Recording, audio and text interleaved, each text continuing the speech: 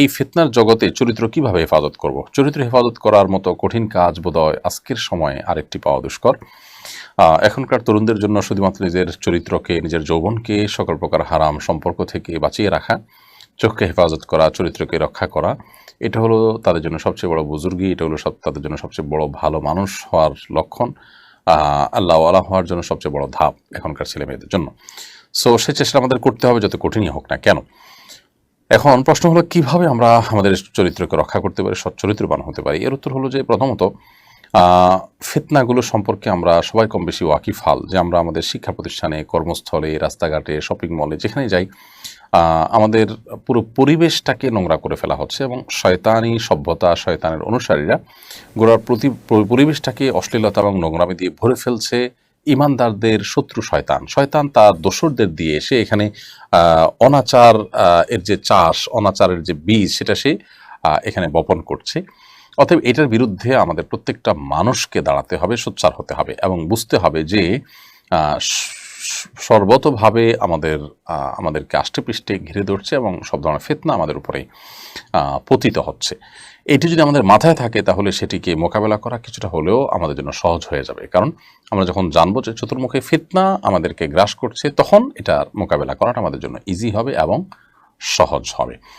তো আমরা যখন বের হব, শিক্ষা প্রতিষ্ঠানে যাব, তখন আমরা ভাববো যে সেখানে যেহেতু একটা ফিতনাময় পরিবেশ আছে, শয়তান তার জাল বিছিয়েছে, সো আমাকে একটু কেয়ারফুলি থাকতে হবে। এই ভাবনা মাথায় নিয়ে যদি আমি বের হই, ইনশাআল্লাহ আমার জন্য বেচাটা অনেক সহজ হবে। সেই সাথে আল্লাহ তাআলার কাছে দোয়া করতে হবে, আল্লাহুম্মা ইন্নী আউযু বিকা মিনাল ফিতানি মা যাহারা মিনহা ওয়া মা বাতান। আল্লাহ আপনার কাছে প্রকাশ্য সব ধরনের ফিতনা থেকে আমরা পানাহ চাই। সে দোয়া আল্লাহ তাআলার কাছে করতে হবে। এবং এর বাইরে স্পেশালি যত দ্রুত সম্ভব উপযুক্ত হওয়ার সাথে সাথেই বিয়ের বন্দোবস্ত করতে হবে, নিজের পায়ে নিজে দাঁড়ানো, উপার্জন করা, মোহরের টাকা জোগাড় করা, অভিভাবকদের কনভিন্স করা, সব মিলিয়ে দ্রুততার সাথে বিয়ের ব্যবস্থা করতে হবে। ইনশাআল্লাহ সর্বমুখী এবং বহুমুখী প্রচেষ্টা হলে আল্লাহ তাআলা হেফাজত করবেন। এমডি মারুফ আহমদ লিখেছেন, কোনো মানুষ মরুভূমির এমন অবস্থায় চলে গেল যার আশপাশে পানির কোনো ব্যবস্থা নেই।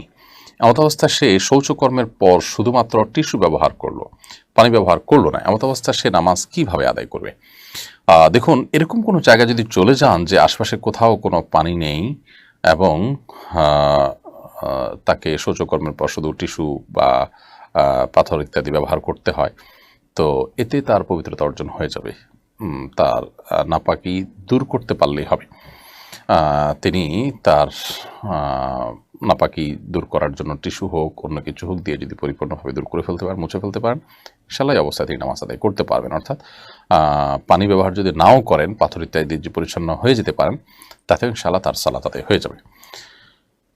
এরপরে প্রশ্ন করেছেন তোহফাতুল জান্নাত ভাবনা, এই আইডি থেকে আপনি লিখেছেন, আমার পরিচিত একজন মহিলা আছেন যিনি অন্য কারোর সাথে তার ছোঁয়া লাগলে কাপড় পাল্টে ফেলেন, তার বিছানাতে কেউ বসলে বিছানা পাল্টে ফেলেন, পরিবারের সবার সাথেও এমন করেন, দেয়ালের সাথে অন্য কেউ লাগলেও সেটা মুছে ফেলেন, তার টুলে কিংবা চেয়ারে কেউ বসলেও সেটা ধুয়ে ফেলেন আর খিটখিট করেন।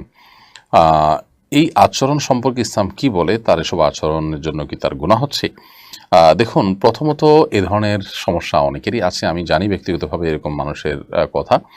আর এই সমস্যাগুলো অনেক ক্ষেত্রে আমরা দেখেছি যে এগুলো আসলে ওয়াসওয়াসার রোগের কারণে হয়ে থাকে, কখনো কখনো ব্ল্যাক ম্যাজিক ইত্যাদির কারণে হয়ে থাকে, আর কখনো কখনো এগুলো ওয়াসওয়াসার রোগের অংশ। অর্থাৎ আমাদের অনেকেরই দেখা যায় যে এ ধরনের কুমন্ত্রণা, মনের ভিতরে আপনার শয়তান নানা রকমের বাজে চিন্তা প্রবেশ করা এবং এর কারণে না জল্পনা কল্পনা তৈরি হয়, এই যে আপনার খুঁতখুঁতে স্বভাবের হয়। এগুলোর জন্য প্রথমত কোনো ভালো রাকিকে দিয়ে রুকিয়া করানো যেতে পারে। অনেক সময় রুকিয়া করলে এগুলো ঠিক হয় এবং সেই সাথে কোনো মানসিক ডাক্তার দেখানো যেতে পারে বা কোনো সাইকিয়াট্রিস্টের শরণাপন্ন হওয়া যেতে পারে।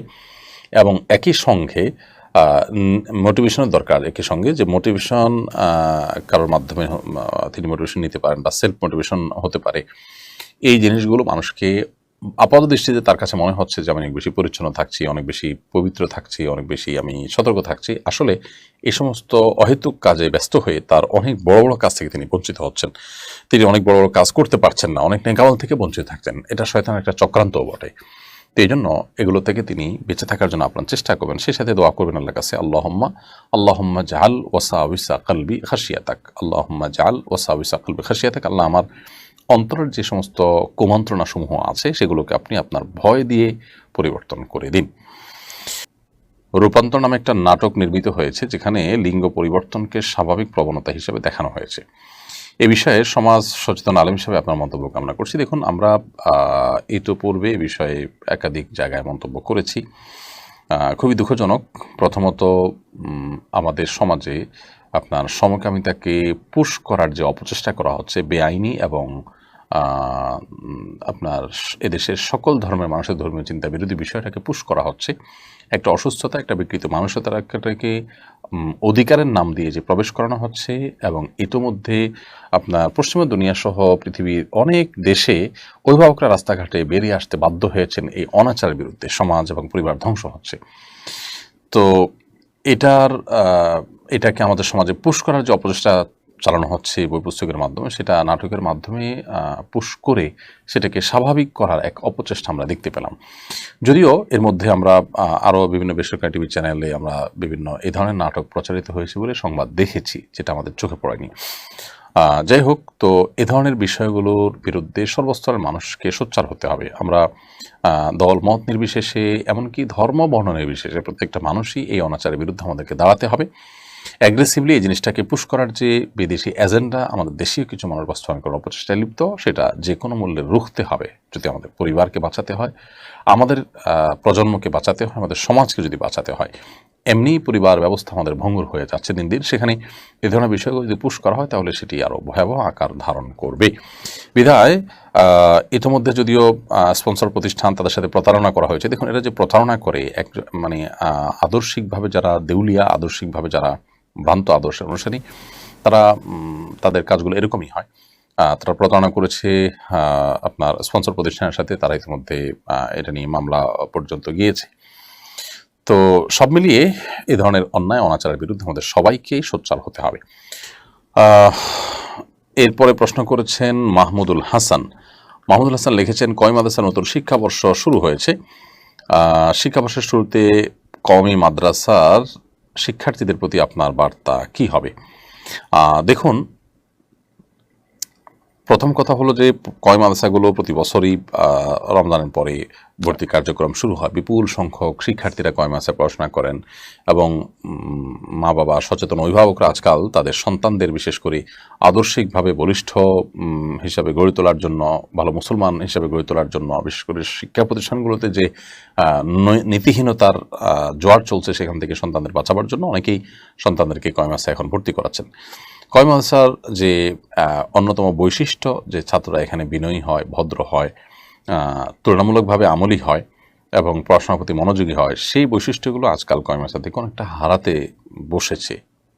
ওই জন্য একজন শিক্ষার্থী, একজন অভিভাবক, তারা এই ব্যাপারগুলোতে সাবধান থাকবেন, সতর্ক থাকবেন। বিশেষ করে যে মাদ্রাসাতে আমলী পরিবেশ যত বেশি হবে, যেখানে পড়াশোনার পাশাপাশি উস্তাজদের তরবিয়ত, আমল, এগুলো তুলনামূলকভাবে অনেক বেশি থাকবে, ভালো থাকবে, সেগুলোকে খুব বেশি প্রায়োরিটি দিয়ে চলতে হবে এবং সেগুলোকে সামনে রেখে অগ্রসর হতে হবে এবং সেগুলো মাথায় রেখে অগ্রসর হতে হবে। সেই সাথে এমন একজন শিক্ষক যিনি খুবই বিচক্ষণ, যুগ সচেতন, সময় সম্পর্কে অনেক ভালো বোঝেন, আবার খুবই আমলী মানুষ, দুনিয়া লোভী নন, দুনিয়া থেকে অনেক দূরে থাকেন, দুনিয়া বিরাগী মানুষ, এরকম একজন উস্তাজ তাকে জীবনের মুরব্বী হিসাবে নিয়ে তার পরামর্শ করে সামনে অগ্রসর হতে হবে। যদি কখনো মনে হয় যে তার চাইতে বেটার কোনো অপশন আছে, তাহলে সেক্ষেত্রে মুরব্বী চেঞ্জ হতে পারে, কিন্তু অপশনটা রাখতে হবে এবং পড়াশোনা করতে হবে খুব মনোযোগ দিয়ে। আর সস্তা কোনো বা সহজ কোনো